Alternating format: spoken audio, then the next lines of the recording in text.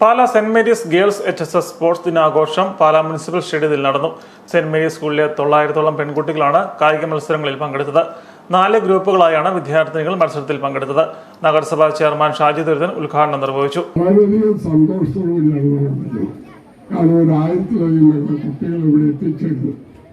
തന്നെയുമല്ല, പഴയ കാലത്ത് നമ്മുടെ കൊട്ടാരമറ്റത്തൊക്കെ ആയിരുന്നു ഇതുപോലെ മേളകൾ നടത്തുന്നത്. പിന്നീട് സ്കൂൾ കായികമേളകൾക്ക് നിന്ന് ഭക്ഷണത്തെ വീണ്ടും സ്വന്തം സ്കൂളും സെന്റ് മേരീസൊക്കെ വീണ്ടും പഴയ പ്രതാപത്തിലുണ്ട്. പാലായുടെ പ്രതാപം എന്ന് പറയുന്ന കായിക രംഗത്ത് നമ്മൾ ഒന്നാമതാണ്.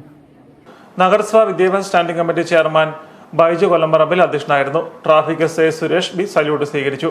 Sister Lissy K Joseph, TC Thankachan, councillor Biji Jojo, Binsy K Thomas, Thankachan Mathew തുടങ്ങിയവർ പ്രസംഗിച്ചു. വർണ്ണാഭമായ മാർച്ച് പാസ്റ്റും എയറോബിക് ഡാൻസ് ഷോയും ദീപശിഖ പ്രയാണവും കായികമേളയുടെ ഭാഗമായി നടന്നു.